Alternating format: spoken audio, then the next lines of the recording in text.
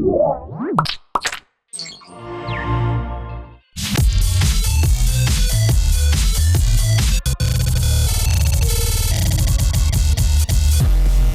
time on Hak5, we're continuing our special series on proxies with public key fingerprints, setting up SSH servers in Windows, and key-based authentication in Linux. All that and more this time on Hak5. This segment of Hak5 is brought to you by IdeaPaint. Hello and welcome to Hak5. My name's Darren Kitchen. I'm Shannon Morse. It's your weekly dose of technolust. And we are continuing our education on proxies. I want to change it to our continuing mission to explore strange It's our continuing mission proxies. Through the Stargate. Yes, no. To the proxies. Universes. Well, it's tunnels. So say we all. Let's get a gift from a fan up in here. Yeah, all right, let's do it. So, this one is from Noah in Utah. All right. He said, people seem to love sending you their old tech stuff, but I thought this was something especially cool. Who needs iOS 5 when you can rock a Pocket PC with DOS 5? Oh my God. What? P.S. The battery is good and it's ready to go. Check out the command prompt and the What? cutting edge games. Thanks for inspiring the technolust and convincing me to take some network certifications. Oh That's my awesome. God. Thank you. Dude. Yeah! Hang on. Oh, wow. Whoa. Look Wicked. at that. Oh my God. Man, I wanted one of these so bad. I wanted this and a Jornada. This is a freaking palm top. It's so proper. cute. Wow. Oh my God. Is that a PCMCIA slot? Dude, active matrix, 31 million psychedelic colors. Thank you. This is freaking hot. You know what I also picked up Darren's recently day. was a Pocket PC, an original iPack.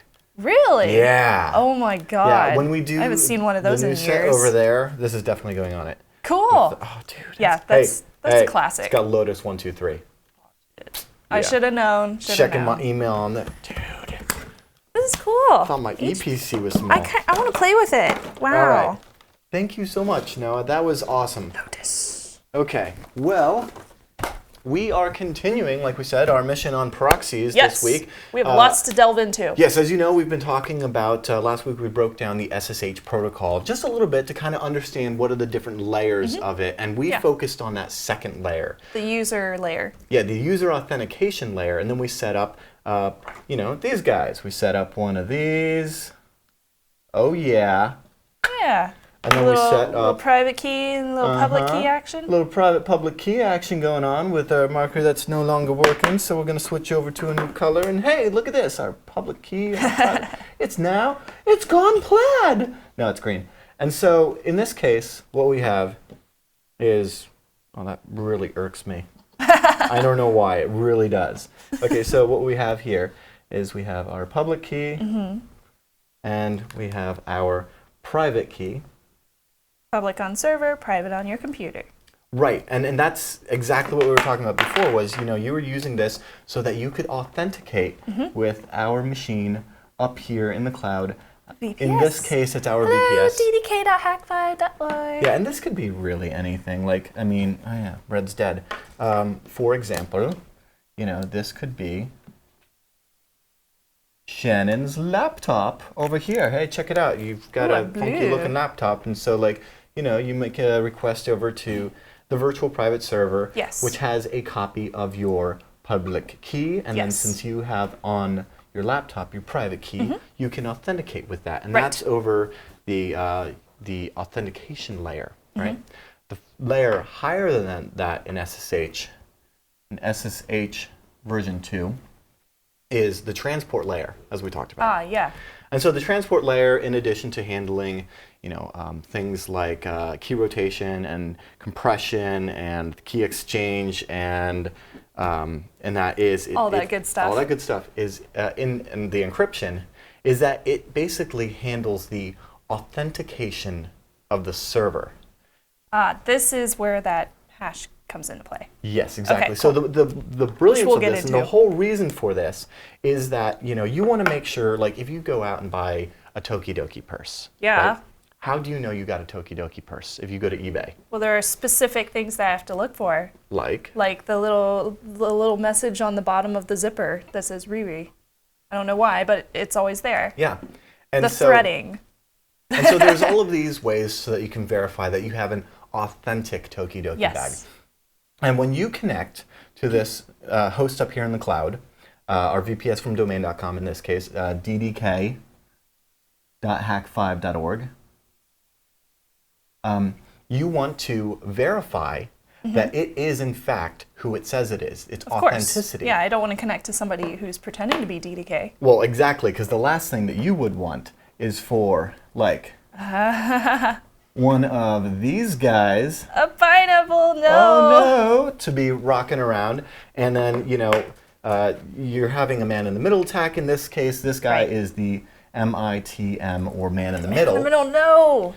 And so, what's beautiful about the way that this all works, though, is that SSH, it assumes that there's a man in the middle. Oh, okay. And it's kind of the best way to really go about it. Security best practices really assume you're being the worst. watched. Yes. Yeah. Okay. You know, assume that the NSA is Which is why I don't even get on the internet whenever I go to DEF CON. Well, you know, if we set up, you know, you've already set up public and private keys. Right. So when you actually authenticate your user with the virtual private server, I'm sorry, I keep saying that. What I mean is the SSH server running over there. You know that as far as logging in is concerned, you've got that down. Right. Okay.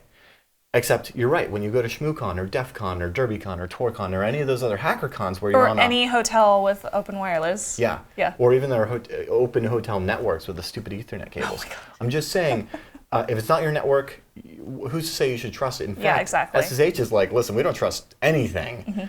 So what's beautiful about this is, while that public and private key is great for user authentication, the server authentication uses the same bit. So while on here you have your private key for authentication is on here, and your public key is up on the server, basically the reverse of that happens on authenticating the server as who it says it is.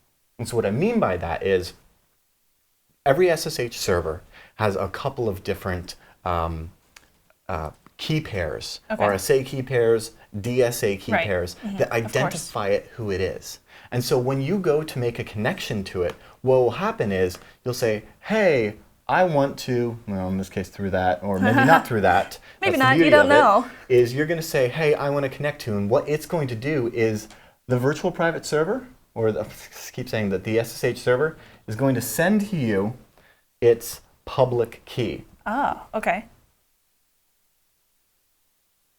And so now you can verify that that is, in fact, what ddk.hak5.org. Yes. Or whatever I'm connecting to.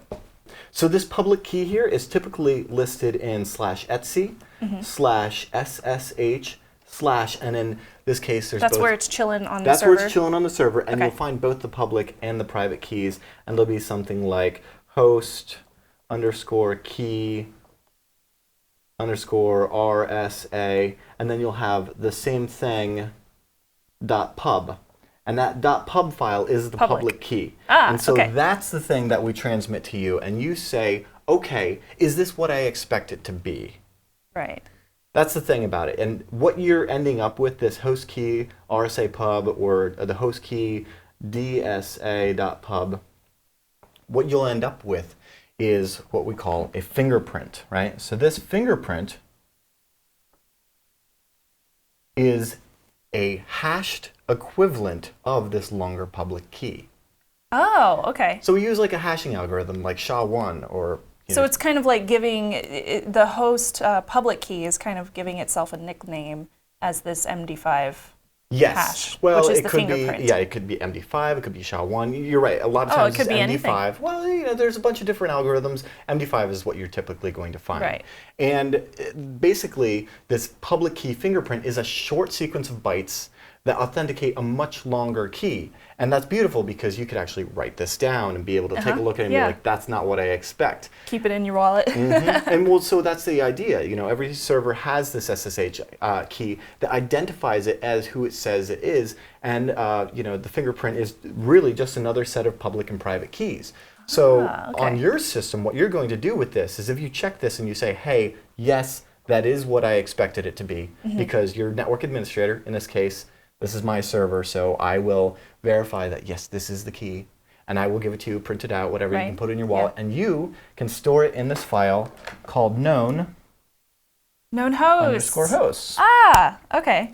And once you put that in there, and since, just a little tangent, since version 4 of OpenSSH, this file known hosts, it's going to contain, your user, which is Snubsy for me, at the host, which is ddk.hak5.org, and then it's going to contain the contents of the fingerprint, and that fingerprint begins with, say, for example, 2048 would be the bit length. And then is it always 2048? No, you can have 1024. Oh, okay. The higher the better, I think. Then you'll have a bunch of hex strings. So, in this case, we'll just say FE:01:, yeah, B some weird to whatever. And so combination of letters and numbers. Yada, yada, yada. And then at the end, it'll say, if I'm an RSA or if I'm a DSA. Right. Cool. Okay. Since version 4 of OpenSSH, this portion, I'm sorry, not that, but this portion right here is actually hashed to your user. And so the reason for that is so that somebody couldn't harvest your username and the host. Yeah. The VPS. So it's just one more, level of security. So this is why, which I noticed one time when you had deleted the known host file, this is why when you were trying to log in, it said, we don't recognize this. Do you want to continue? Yes. And if you hit yes, it's basically, you're screwed if you're getting owned. I'll be honest, a lot of times I get pretty lazy, especially like internally here when I'm doing so much constant development, especially with the Pineapple, where I've got 5 or 6 of them that I'm using in different stages of firmware development. Yeah. And so they always are, I'm always logging in, and I know I said last week don't do this. I'm going to make a caveat here. It's a little different when you're talking about an embedded device that you're doing directly connect. Anyway, I log in as root at, and then in the Pineapple's case, it's 172.16.42.1, whatever. Right. Yeah. So I always log in as root on that machine, and it's always the same username and host. Yeah. And so what it'll complain about is when I switch from one device to another, it'll be like, hey, dude, that's definitely not, the same thing. And so sometimes I get really lazy, and rather than actually edit the file, I'll just go ahead and do an RM. I'll just remove it. Yeah, I'll just do RM on, in this case, tilde /.ssh/known hosts. I don't recommend doing that, actually. I really should start getting in the practice of managing those keys better. But this is the same kind of relationship that you have with your authentication, except in reverse, in that now you have the public key of the server, just as the server has the public key of your authentication. And so that now, if you were to go to some hostile network, where, and this can totally happen, where you want to make that connection and somebody's doing a man-in-the-middle attack, well, they could spoof their own SSH server and say, are you looking for ddk.hak5.org? Yeah, that's me. Yeah. Well, then they send their own public key to you. That fingerprint's not going to be right. Fingerprint doesn't match, and you say, hey, that's not right. So this is why it's really important whenever you're logging on to your VPS for the first time after you've set it up to make sure that you're physically there with the server, or that's the thing. Logged in from a protected network. Yes, and in the case of this virtual private server, you're going to get an email from, in our case, it's domain.com, and you'll get, here's your stuff and here's your fingerprint and whatnot. And so, in a perfect world, what you want to do is make sure that the first time you set this up, you check out these files on the server, and I'm going to show you that in just a minute. Okay. And make sure what they are, write them down, print it out, put it in your wallet, something like that.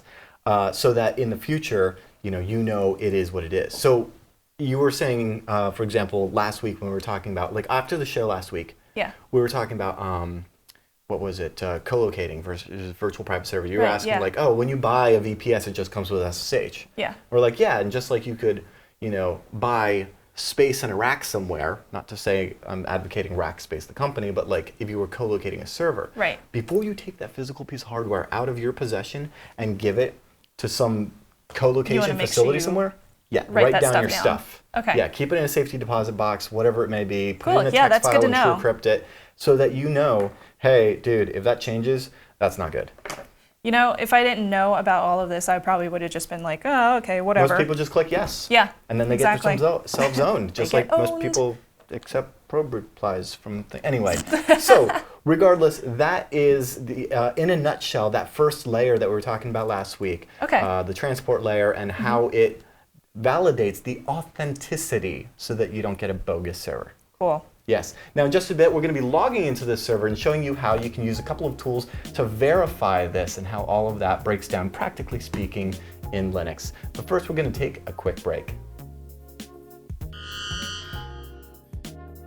IdeaPaint transforms virtually anything you can paint into a high-performance dry erase surface that erases cleanly every time. And IdeaPaint gives you the space that you need to collaborate, interact, and fully explore your creativity no matter where you use it. Big ideas are sure to follow. And IdeaPaint is one of the most flexible, durable, and cost-effective dry erase solutions on the market. So head over to ideapaint.com/Hak5 to learn more.